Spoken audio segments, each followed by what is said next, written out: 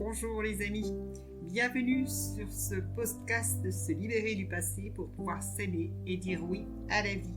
Aujourd'hui, c'est le numéro 7 que j'ai intitulé La dépendance affective et amoureuse quand je suis confrontée à un manipulateur ou une manipulatrice perverse narcissique. On l'a vu que c'était très dur de sortir d'une relation toxique dans l'épisode précédent lorsque je suis dépendant affectif ou amoureux, mais ça va être d'autant plus dur lorsque la personne qui exerce ce comportement toxique est un manipulateur ou une manipulatrice pervers narcissique. Pourquoi ? Parce que cet individu, quand il vous rencontre, généralement il a ciblé sa proie et il a vu tout de suite chez vous où était la vulnérabilité, la faille, la zone de faiblesse. Et c'est là-dessus qu'il va agir pour maintenir cette emprise et garder le contrôle sur vous. Souvent, quand je manque d'amour de soi à l'intérieur et que je suis dans cette dépendance, c'est bien souvent, cela remonte à mon enfance ou peut-être à mes parents parce qu'ils ne m'ont pas assez félicité, encouragé lorsque j'ai réussi de belles choses, lorsque j'avais de bonnes notes à l'école, peut-être aussi que j'ai été dévalorisée par des enseignants, peut-être aussi par d'autres relations au travail, peu importe. Je suis persuadée que je ne vaux pas grand-chose, que je suis un incapable, une incapable, et on l'a vu, pour pouvoir me prouver que je peux séduire, eh bien je vais me mettre en 4, je vais aller satisfaire les besoins de cette autre personne.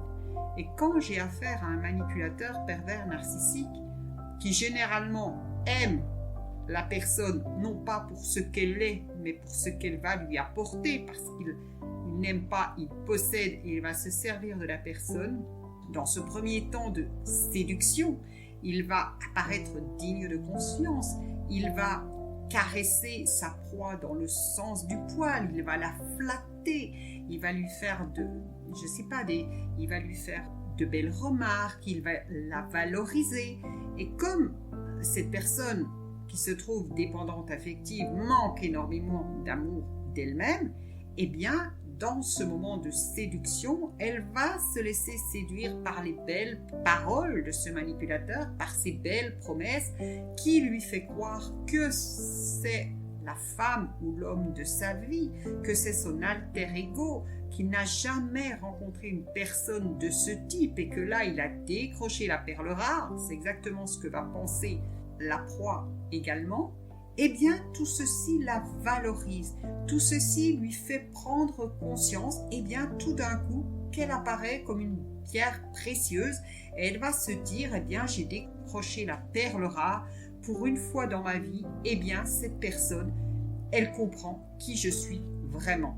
Alors, bien entendu, ceci est la période de séduction, qui va généralement pas durer éternellement, puisque suite à ça, eh bien, va apparaître cette période de dévalorisation où le manipulateur pervers narcissique veut garder le contrôle. Lui, il manque aussi, il faut le savoir, d'amour de soi, de confiance en soi. Donc, il va aller dévaloriser sa proie justement pour se valoriser lui-même, pour avoir plus de valeur et pour se mettre sur ce piédestal-là. Cette proie qui manque d'amour de soi va tout faire, va se sacrifier, va sacrifier ses besoins pour répondre à ceux de son manipulateur. Elle va s'effacer, comme on l'a vu dans cette relation toxique. Et là, la dévalorisation, qu'est-ce qu'elle va faire ? Elle va venir faire écho à la dévalorisation que la personne a eue par le passé. Ça va venir renchérir ce qu'elle pense. Elle va vraiment en faire des croyances et elle va être persuadée, ça va être un véritable lavage de cerveau puisque le manipulateur va mettre petit à petit des peurs, il va lui dire mais sans moi tu ne pourras jamais rien faire, sans moi tu es perdu, tu te rends pas compte, qu'est-ce que tu vas bien faire, une pauvre fille comme toi, je suis le seul à pouvoir t'aimer, je suis la seule personne qui va te regarder, mais regarde-toi dans un miroir ma pauvre fille, tu ne vaux rien. Donc elle va s'accrocher de plus en plus à ce bourreau qui est en train de la dévaloriser parce qu'elle est persuadée que ce qu'il dit est vrai. Et c'est ça qui va permettre au manipulateur de garder cette emprise, de garder ce pouvoir. Donc ça va être d'autant plus dur parce que la dévalorisation, elle va prendre de l'ampleur et la personne va perdre en amour de soi, déjà qu'elle en a très peu, en valeur de soi, en image de soi et en confiance en soi. Et quand une personne manque énormément de confiance en soi, eh bien, quand on va lui faire peur, eh bien, elle va être complètement tétanisée. Elle n'osera plus passer à l'action. Donc ça, c'est vraiment important. Et ce qui va se passer aussi, c'est que le manipulateur, la manipulatrice, quand il va se rendre compte que sa proie peut-être est en train de lui échapper, peut-être qu'elle est en train de faire une prise de conscience, eh bien là, il va revenir en mode séduction et il va, je dirais même aller lui décrocher la lune, il va lui faire des cadeaux de plus en plus importants pour essayer de la retenir parce qu'il sait que lui, il en a besoin, c'est son carburant aussi, il ne faut pas l'oublier. Et donc, à nouveau, la personne dépendante va se retrouver comme au tout début, dans cette phase de séduction où l'autre va s'excuser et il va lui dire « Oh, t'es la femme de ma vie, excuse-moi, je t'ai fait du mal, j'ai dit des mots blessants, mais je te promets, jamais plus je ne vais recommencer. Tu es vraiment formidable. » Donc là, il lui remet de la pommade dans le dos, il va l'anesthésier pendant un petit temps, un laps de temps. Bien souvent, au fil des années, ces laps de temps sont de plus en plus courts. Et là, qu'est-ce qu'elle fait? Cette personne en manque d'amour, elle boit ses paroles telle une assoiffée en manque d'amour. Elle va les valider. C'est un petit peu comme si elle prenait son shoot de drogue. Là, elle repart, elle est heureuse. Et ce sont justement ces moments où le lien va s'amplifier. Ça va sécréter aussi des neurotransmetteurs, des biochimies confortables. Et quand ça n'ira pas, à nouveau, quand il y aura une période qui va être difficile, eh bien, comme ça y aura procuré un tel shoot de bonheur, eh bien, ce n'est qu'à ça que la personne dépendante va se rappeler. Et elle va vouloir retourner à la source pour essayer d'en avoir encore un peu jusqu'à ce qu'elle se rende compte que là où elle va avec son seau prendre de l'eau, il n'y en a pas et ça va générer de la souffrance parce qu'elle attend cet amour, ce semblant d'amour qui n'en est pas. Rappelez-vous, un manipulateur pervers narcissique n'aime pas, il possède. Eh bien, elle va se rendre compte un jour que la source est tarie et que là, elle ne peut pas avoir d'amour. C'est elle seule qui va pouvoir se le donner. Donc c'est vraiment important de comprendre ceci dans ces relations toxiques. On l'avait vu que les manipulateurs pervers narcissiques sont les rois de la toxicité. Ça va être très difficile et d'autant plus quand la personne dépendante va vouloir quitter cette relation, elle va avoir affaire à quelqu'un qui va la solliciter sans cesse, qui va la harceler et s'il y a un petit moment de faiblesse, eh bien il y a de fortes chances qu'elle fasse marche arrière et qu'elle repart parce que justement, elle pense, elle croit que c'est la seule personne qui va lui procurer cet amour, qui va aller remplir ce réservoir qu'elle a. Et là, elle fait fausse route. Là, elle va droit dans le mur, mais elle ne s'en rend pas compte tant qu'elle est objet. À un moment donné, elle va passer à l'état de sujet et là, elle va voir qu'elle est victime de tout cela. Elle va se rendre compte qu'elle est dépendante affective, qu'elle y retourne sans cesse parce qu'il y a ce manque à l'intérieur d'elle qui la fait énormément souffrir. Donc, comme je vous l'avais dit la dernière fois, surtout ne culpabilisez pas si vous y retournez parce que ces manipulateurs pervers narcissiques, pour eux, c'est un jeu. C'est un petit peu le jeu du chat et de la souris. Ils vont jouer avec vous, ils vont vous éloigner, ils vont voir que vous souffrez, ils vont vous siffler, vous allez revenir, prendre votre petit shoot d'amour. Et ensuite, ils vont, littéralement, ils jouent avec vous, ils jouent avec vos sentiments. Et c'est pas du tout comme ça que vous allez pouvoir sortir de cette dépendance affective. Bien au contraire, ça ne va faire que l'approfondir. Pour mieux que vous compreniez tout ceci, je vais vous raconter une anecdote. C'est l'histoire d'une de mes clientes. Et vous allez voir qu'elle est retournée parce que vraiment elle est dans la dépendance affective. C'est l'histoire de Julie et de Lucie. Lucie, c'est une maman d'une quarantaine d'années qui a une fille qui s'appelle Julie, qui a à peu près 10 ans. Lucie, elle est séparée de son ex-mari, cela fait bientôt 5 ans.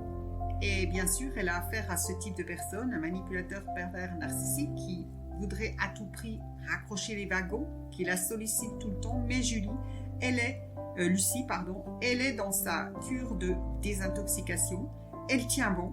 ça fait 4 ans qu'elle tient bon. Elle y était déjà retournée. C'est vrai que sa rupture s'était prise en plusieurs étapes. Et puis là, elle se dit, je tiens bon, ça va le faire. Je n'ouvre pas ma porte. Elle est fière d'elle. Julie, elle a rencontré un autre compagnon durant ses 5 ans. Et puis, ce type-là ne lui a jamais fait de promesses. Et un jour, il lui dit qu'il repart avec son ex-femme. Bon, elle se dit, c'est peut-être un phénomène de mode parce qu'il y en a beaucoup autour de moi qui vivent ce type d'expérience. Bon, voilà, il lui a rien promis. Elle accepte, elle accueille tant bien que mal cette séparation. Et puis, comme un malheur n'arrive jamais seul, Lucie va perdre sa mère. Alors, sa mère, c'est qui? C'est beaucoup plus qu'une maman parce que sa mère avait 17 ans quand Lucie est née. Donc, c'est une mère, oui, c'est une maman, mais c'est aussi une grande sœur, c'est aussi une copine, c'est aussi une confidente, c'est beaucoup. Et là, sa mère va décéder dans un accident, donc c'est brutal déjà, et c'est vraiment un choc. Et Lucie se retrouve vraiment seule, elle n'a plus de confidente, elle n'a plus de personne à qui s'adresser, et vraiment, elle est dans ce vide. Il y a ce vide, il y a ce manque qui génère de l'angoisse et de l'anxiété. Et bien sûr, son ex-mari est au courant de la situation, puisqu'il interroge sa fille. Il sait que Lucie est en période de souffrance, qu'elle est en détresse, donc il va frapper de nouveau à sa porte. Il va apparaître comme un bel agneau qui va lui dire de belles paroles, qui va vouloir la rassurer, qui va vouloir apparaître comme quelqu'un digne de confiance une nouvelle fois. Il va lui dire qu'il a changé, que maintenant il est seul, que sa relation avec sa copine est terminée, qu'il a compris où il avait fait des erreurs, qu'il a changé et qu'il est prêt à tout pour prendre sa revanche et que son rôle, c'est vraiment de l'épauler. Alors c'est vrai que Lucie ne démarre pas au quart de tour, mais ils se revoient plusieurs fois et puis, elle va raccrocher les wagons parce que à ce moment-là, elle est en période de faiblesse. C'est comme un alcoolique qui aurait arrêté l'alcool et un jour il a une mauvaise nouvelle, on lui présente un verre d'alcool et là il ne sait pas pourquoi il va le prendre et hop, ça y est, c'est reparti pour un tour. Lucie, elle va faire exactement la même chose avec son ex-mari. Elle va repartir croyant que c'est la bonne solution pour elle. Malgré que son entourage, sa famille, ses amis lui disent « Mais attends, ne retourne pas avec tout ce que cet homme t'a fait subir, avec tout ce que tu as souffert, tu vas droit dans le mur. » Lucie ne les écoute pas, elle est persuadée, elle leur dit qu'il a changé et qu'elle a envie de lui donner une dernière chance. Alors ils se revoient et ce qui se passe, c'est qu'un soir que sa fille rentre de chez son père, parce qu'elle a l'habitude d'y aller très régulièrement, elle dit à sa maman « Écoute maman, je crois que tu es tombée dans le piège. » Alors Lucie ne comprend pas déjà au premier abord ce qu'elle est en train de lui dire. Elle lui pose des questions. Elle lui dit écoute, quand je vais chez papa, c'est pas rare que sa copine, elle soit là. Alors Lucie comprend tout de suite que tout d'un coup, il n'a pas totalement rompu avec cet ami-là et qu'elle s'est fait avoir une nouvelle fois. Son ex-mari l'a roulé dans la farine. Encore une nouvelle trahison. Lucie est furieuse, elle est en colère contre son ex-mari, mais surtout en colère contre elle, parce que, encore une fois, elle s'est fait rouler dans la farine, elle n'a pas eu confiance en elle, elle n'a pas écouté son entourage qui lui disait « n'y retourne pas ». Elle y a cru, et en fin de compte, elle a fait une erreur. Donc, elle décide de mettre fin à cette relation une dernière fois, mais son corps, plusieurs fois, va lui faire sentir à nouveau ce vide et son ex-mari qui la sollicite encore et encore. Heureusement pour elle, elle va écouter les signaux d'alarme de son corps qui lui disent qu'elle n'est pas bien, il y a ce malaise, il y a ce mal-être, il y a son ventre qui lui fait mal, il y a plein de choses. Et là, elle les écoute. Elle se rend compte que oui, elle s'est fait avoir, vraiment. Et là, elle va mettre un terme final à cette relation. Elle va comprendre que ce sera nécessaire de passer par cette étape de solitude, de vide, de manque, mais que c'est la seule façon pour elle d'accéder à une vie meilleure, une vie en cohérence avec ses valeurs, avec ses priorités. Oui, elle a passé un moment difficile parce que cette quitter cette dépendance affective qui faisait partie de sa vie puisqu'elle l'avait depuis son enfance. C'était sa zone de confort, c'était du connu pour son cerveau et tout ça, mais que maintenant elle avait décidé de changer, de prendre la responsabilité, d'aller vers ce mieux-être, de vouloir créer une vie meilleure en cohérence avec ses valeurs. Et comme valeur, elle avait le respect, la loyauté, elle avait aussi la fidélité, plein de choses. Eh bien, elle s'est dit, elle a compris que vraiment retourner avec son ex-mari allait lui générer de la souffrance parce que ses valeurs ne seraient pas honorées. Ses valeurs, c'était sa priorité. Ses valeurs, c'était sa liberté. Et à partir de ça, Lucie a fait un énorme travail sur le pardon. Elle s'est enfin libérée. Et aujourd'hui, elle a recréé une vie nouvelle. Elle est partie aux États-Unis avec sa fille, retrouver sa fille aînée. Et vraiment, elle est heureuse parce qu'elle a compris que le bonheur venait de l'intérieur et non pas de l'extérieur. Elle a compris qu'elle ne devait pas attendre sur l'amour de quelqu'un pour être heureuse, mais que c'était elle qui devait vraiment alimenter son réservoir au jour le jour. Et c'est ainsi qu'elle a pu redémarrer une nouvelle vie. Ce fut pour elle une véritable renaissance. Voilà, donc j'espère que la petite anecdote sur Lucie et Julie vous permettra de comprendre que oui, toutes les personnes dépendantes vivent ce type d'expérience, qu'il n'y a pas de culpabilité à avoir, il n'y a pas de honte, mais qu'on peut réellement s'en sortir quand on comprend que tout n'est que question de perception et que l'amour est la base de tout. Voilà les amis. Alors surtout, partagez ce podcast si vous pensez que ça peut aider quelqu'un. N'hésitez pas à vous abonner à ma chaîne, comme ça vous aurez toutes les nouveautés, vous serez averti à chaque fois que je poste un nouvel épisode. Je vous souhaite une excellente journée. Je vous répète encore une fois, prenez soin de vous, aimez-vous et rappelez-vous une chose, que l'important n'est pas d'être aimé, mais c'est de s'aimer.